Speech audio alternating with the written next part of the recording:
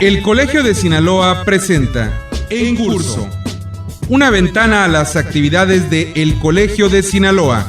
Trabajo, arte, ciencia, investigación, expresión.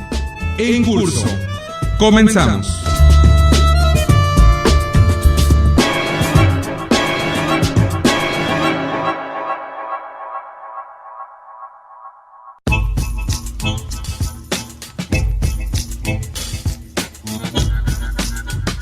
Hola, ¿qué tal, amigos redescuchas? Yo soy Gerardo Osornio y le doy la más cordial bienvenida una vez más al programa En Curso, el programa de El Colegio de Sinaloa.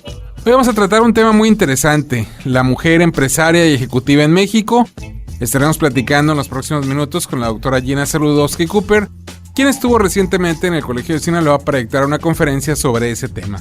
Verdaderamente interesante hablar de mujeres de empresa y mujeres ejecutivas en nuestro país. Un país donde el machismo ha sido un tabú, un prejuicio muy fuerte socialmente hablando, pero hoy vamos a escuchar cosas muy interesantes respecto a las mujeres que trabajan en México. Vamos a escuchar, sin más preámbulo, a la doctora Gina Saludowski.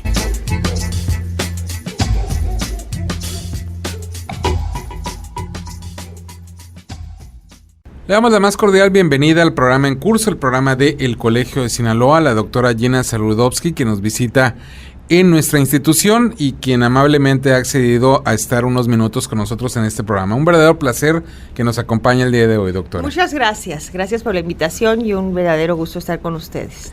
El tema que va a tratar usted en una conferencia en unos minutos más aquí en el Colegio de Sinaloa es mujeres empresarias y ejecutivas en México.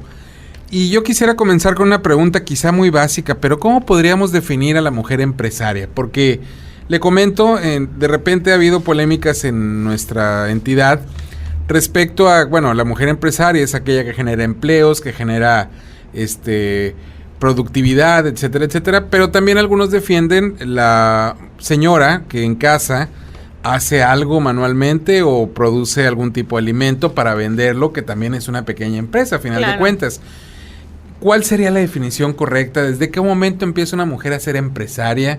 ¿O desde qué nivel empieza ya realmente a ser una mujer de tal manera, no? Me parece muy buena la pregunta porque pues la gama de definición de qué es una empresaria es muy amplia. Yo tomo una definición, o sea, hay mujeres que son autoempleadas y hay mujeres que son empleadoras, y esos son los rasgos que también toma el INEGI para hacer sus cálculos cuantitativos de datos y arrojar cuántas mujeres empresarias hay. Entonces, hay diferentes definiciones. Uno puede considerar que una mujer es empresaria tanto si solo se emplea a sí misma como si emplea a otras personas. Para los casos de mi investigación, yo parto de las dos definiciones, pero una es mucho más amplia que la otra. Entonces, por un ejemplo, entre las mujeres que se emplean a sí mismas, que están las empresarias, las empleadoras, tanto las que pues tienen un trabajo propio, el índice de mujeres con relación al de los hombres es como 40%, es muy amplio.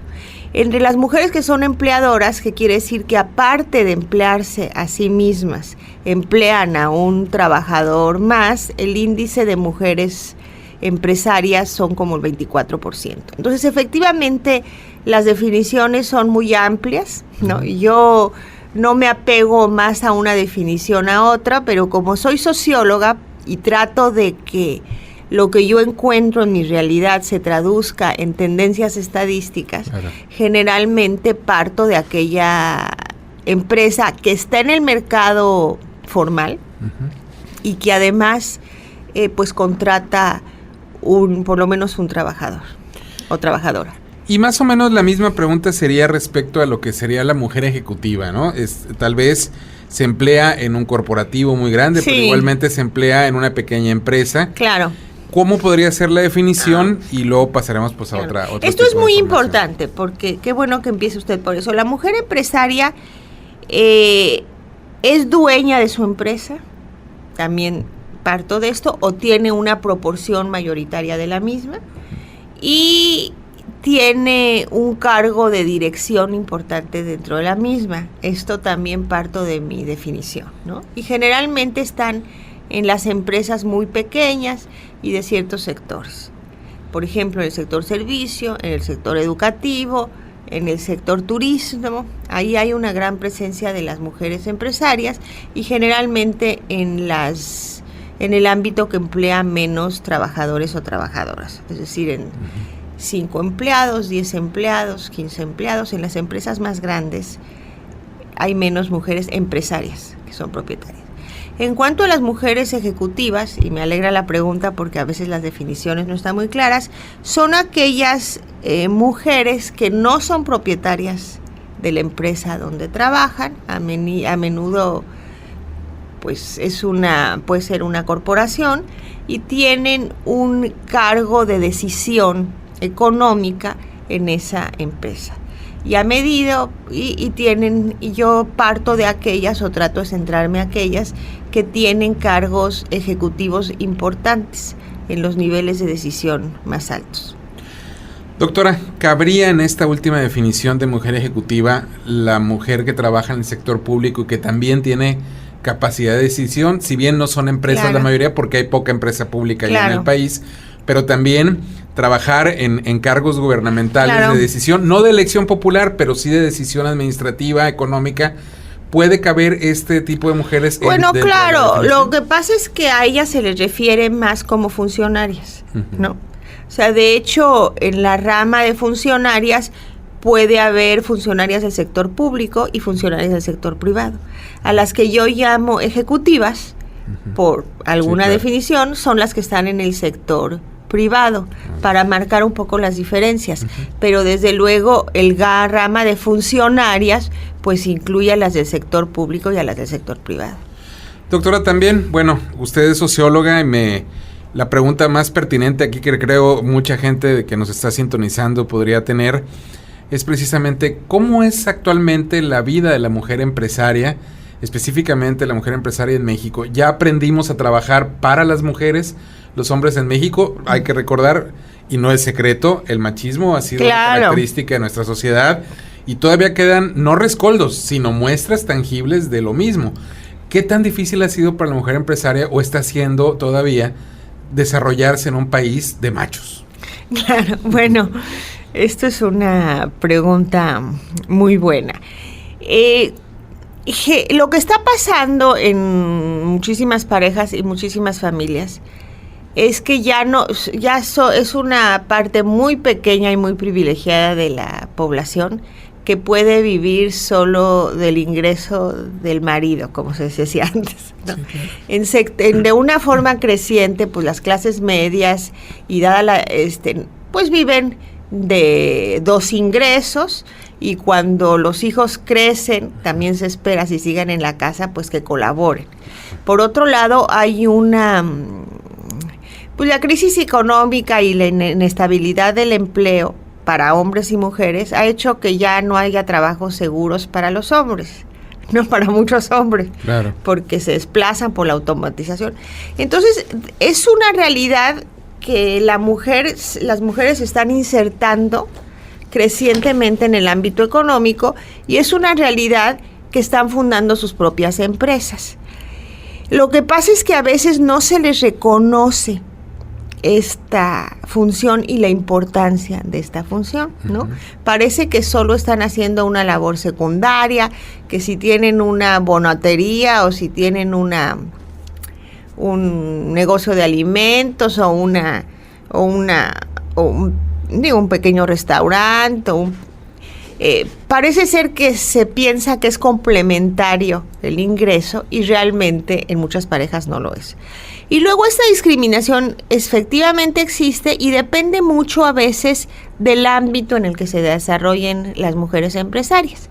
Es decir, hay ámbitos considerados propios de las mujeres, culturalmente hablando, femeninos, y en ámbitos masculinos. Entonces, si una mujer pues funda una escuela y es directora de una escuela de la cual ella es propietaria, o funda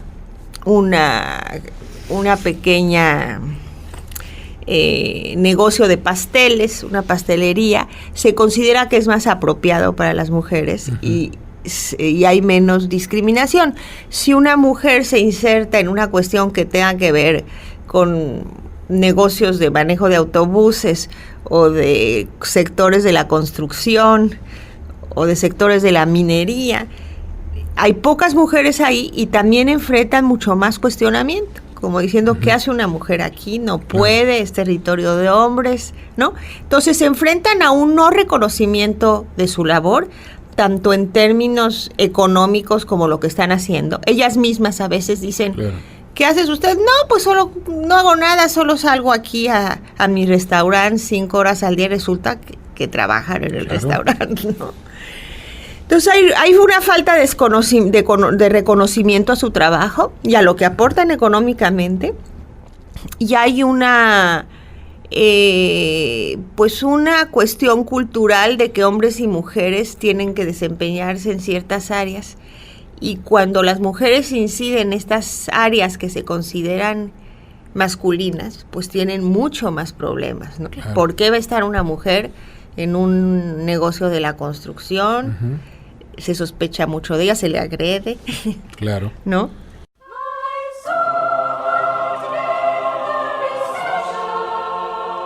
El Colegio de Sinaloa presenta una cápsula de ciencia.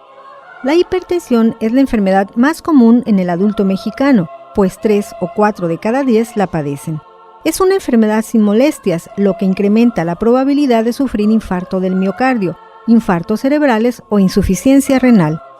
La hipertensión puede desarrollarse si hay obesidad y un consumo excesivo de sal. Cuando comenzó la industria de los enlatados, la sal se empezó a usar en gran escala. A partir de esa época, comemos 5 veces más sal de la que deberíamos. Para prevenirla, en algunas ciudades se ha tomado la medida de no poner saleros en las mesas. También se sugiere el consumo de alimentos frescos como frutas y verduras. La hipertensión es una enfermedad fácilmente diagnosticable. Solo se requiere tomar la presión arterial a la persona.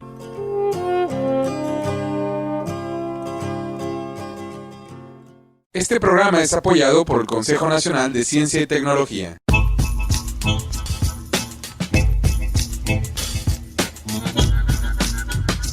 Les recuerdo a quienes nos sintonizan a través de diversas radiodifusoras culturales del estado de Sinaloa que este es el programa en curso. El programa de El Colegio de Sinaloa, un programa que desde hace ya casi 2 décadas lleva a usted algunas de las actividades de nuestra institución, El Colegio de Sinaloa. El día de hoy estamos platicando con la doctora Gina Saludowski sobre un tema muy interesante, la mujer empresaria y ejecutiva en México. Un tema importante si consideramos que las mujeres hasta hace algunas décadas no eran parte importante del mundo laboral en nuestro país y sin embargo hoy las cosas han cambiado. Verdaderamente interesante el tema, vamos a seguir escuchando aquí en Curso, el programa del Colegio de Sinaloa, a la doctora Gina Saludowski.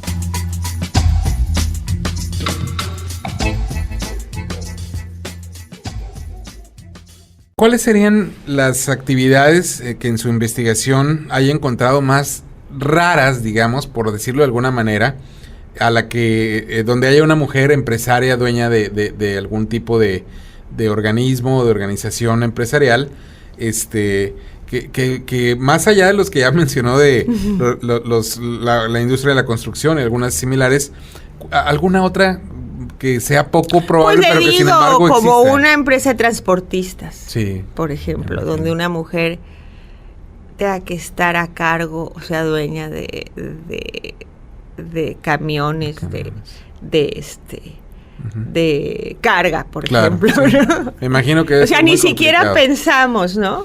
Ni siquiera pensamos que podría haber una empresa de reparación de coches. Sí, un taller. Un taller, ¿no? Doctora, y lo tenemos tan asumido que lo consideramos a veces natural, ¿no? Sí, claro.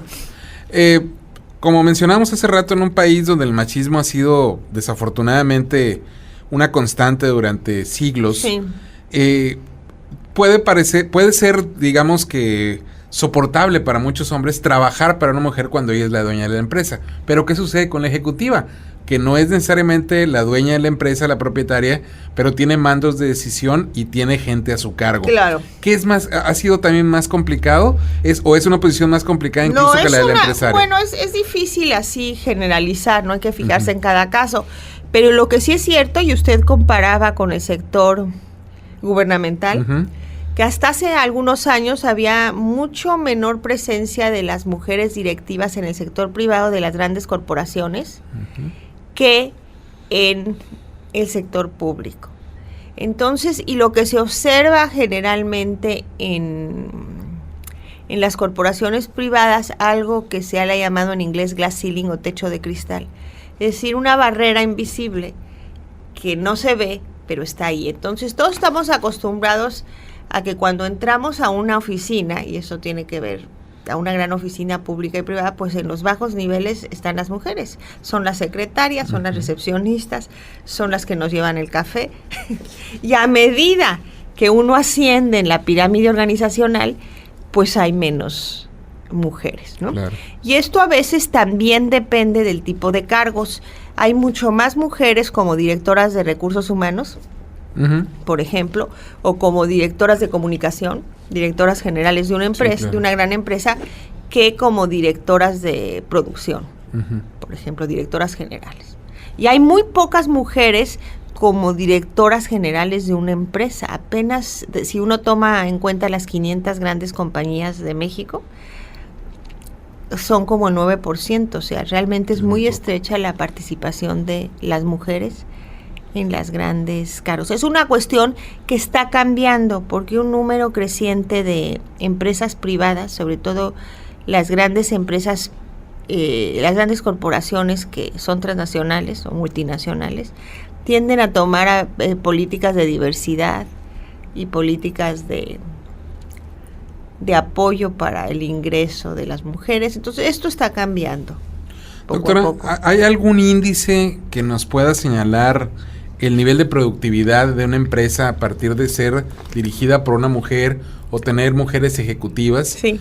¿Sí? Sí, yo no tengo el índice así, pero para podérselo dar, pero sí se ha demostrado que las empresas que son más diversas y que tienen más mujeres, la presencia de mujeres incide en la productividad de la empresa por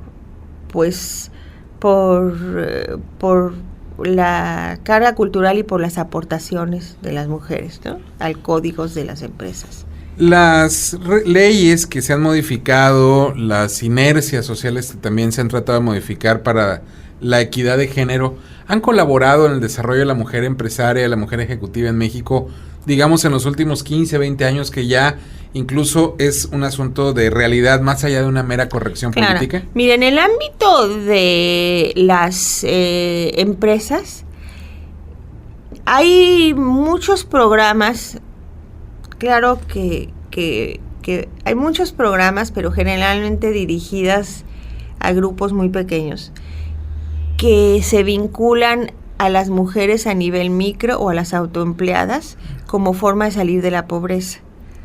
Hay muchos, o sea, se ha demostrado, por ejemplo, que las mujeres que reciben un microcrédito cumplen más sus responsabilidades de pagar el microcrédito y sus empresas son productivas y el dinero va directamente a su familia, ¿no? Entonces hay muchos programas vinculados con el combate a la pobreza para apoyar con microcréditos a mujeres empresarias. Y ahora se ha puesto en marcha ya en México por InMujeres, y esto es reciente, hace como un año, y el Instituto Nacional del Emprendedor, un programa que ahora tiene como objetivo mujeres que no solo están a nivel micro, sino que también están en pequeñas empresas. Entonces, sí hay políticas, en términos de las políticas de las ejecutivas, como les decía yo, en lo que ocurría cuando yo empecé mi investigación, hace muchos años, es que las corporaciones multinacionales en sus sedes ponían en marcha estas políticas de diversidad, de horarios flexibles, de apoyo con guarderías, de la posibilidad de de tener licencias de maternidad y paternidad, que son importantes, de fomentar que las mujeres se queden en la compañía y que puedan optar por cambios de mayor responsabilidad, y no las ponían en práctica en los otros países, como en México, ¿no? Eso, y en Latinoamérica, eso ha cambiado drásticamente durante los últimos 20 años. Entonces hay muchas empresas que cargos ejecutivos están buscando cómo incorporar a más mujeres, ¿no? Pero los cambios, pero todavía hay mucho por hacer. Doctora, ¿la inercia de la mujer en México nos señala un cambio de mentalidad? ¿O el crecimiento, aunque paulatino, pero sí notable, de la mujer empresaria, del número de mujeres ejecutivas, responde solamente a necesidades económicas, familiares o personales? ¿O ya hay, digamos que en su perspectiva como socióloga, un cambio de mentalidad muy notorio respecto a generaciones anteriores, quizá la de los que nacieron antes de 1965, sí, 1970? Sí, y ya, ¿cuáles serían esos indicadores que nos permitan ver ese cambio de mentalidad? Bueno, mire, yo creo que, en términos generales, los cambios económicos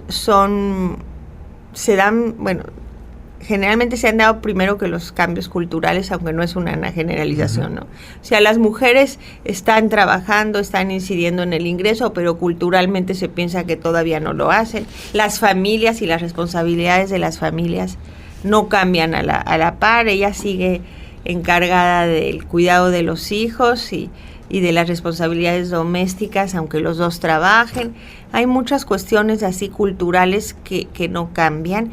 Yo creo, que cambian más lento. Sin embargo, yo creo que sí ha habido pues un cambio en las generaciones, ¿no?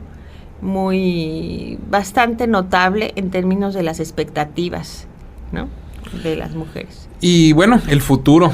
Siempre estamos hablando del pasado, el presente lo vivimos, pero el futuro también nos genera incertidumbre. ¿Qué pueden esperar las mujeres en este país que tienen la idea de ser empresarias o de entrar al mundo corporativo, al mundo de las empresas y escalar posiciones a partir de su trabajo, sí, de su eficacia como ejecutivas? ¿Habrá más puertas abiertas? ¿Los prejuicios estarán más a flor de piel o estarán diluyéndose lentamente y tendrán que soportar todavía algunas décadas para que la equidad de género sea una realidad tangible y justa? Sí.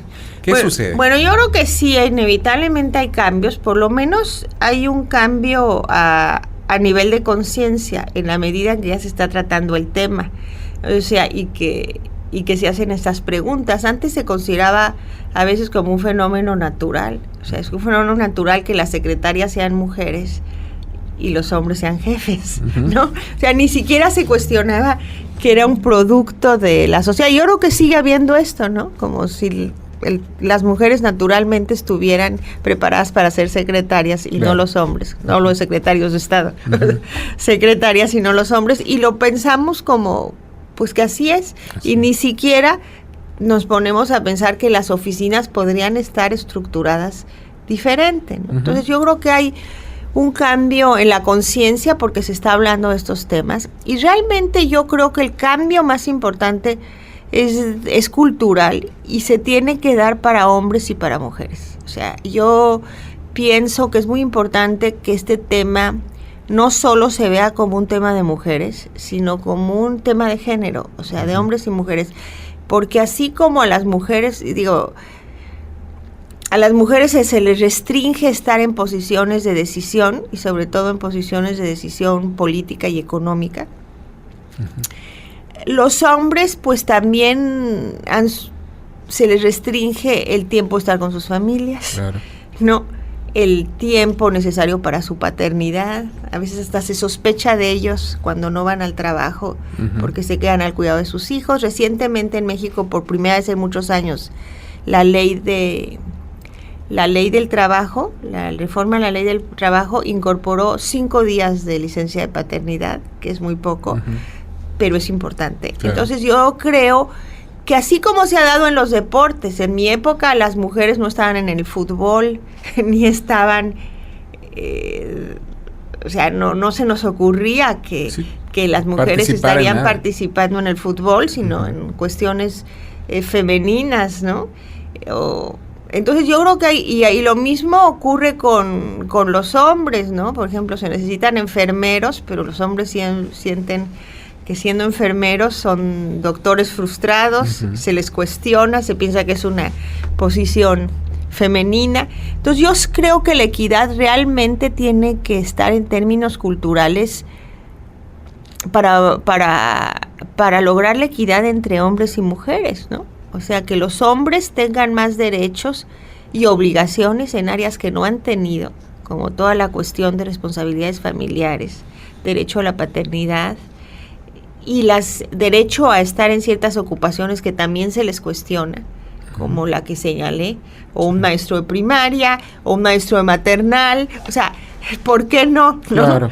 Y un enfermero, en fin, en ocupaciones que se consideran femeninas, y que las mujeres pues también incidan en que sean pilotos de avión, ¿no? Entonces, realmente creo que es un cambio cultural que no debe ser hombres contra mujeres, sino que debe ser el cambio de la mujer y el reconocimiento de las mujeres, porque además, pues todos los hombres tienen madres y ahora tienen hijas, claro. Y ahora tienen hijas. Entonces imagínense los hombres que están pagando para que sus hijas estén en las universidades, claro. si van a querer que se les restrinja el acceso a los cargos de dirección.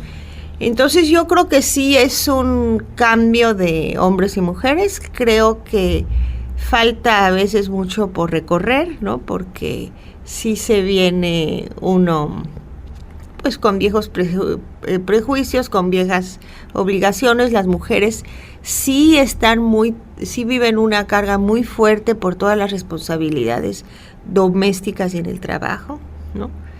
Porque a las mujeres que están trabajando siempre se les pregunta, ¿y atiendes a tus hijos? A los hombres no se les pregunta. O sea, se sospecha de ellas, ¿no? De que no es una buena madre. Así es, son prejuicios. Son prejuicios.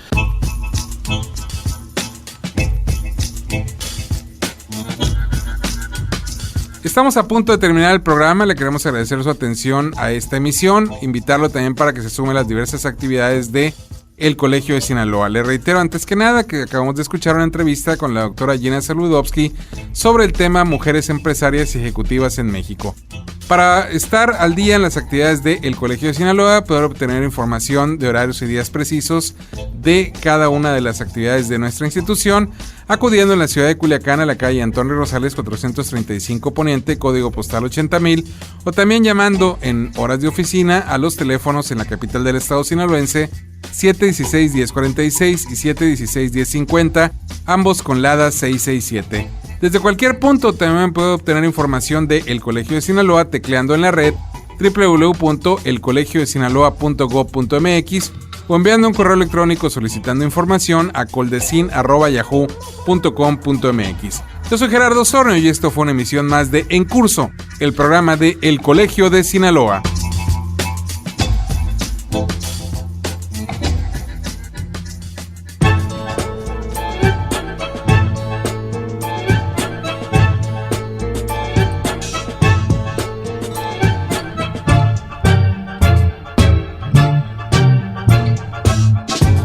Este fue En Curso, una ventana a las actividades de El Colegio de Sinaloa. La próxima semana, usted tiene una cita a la misma hora en esta misma estación con En Curso, el programa de El Colegio de Sinaloa.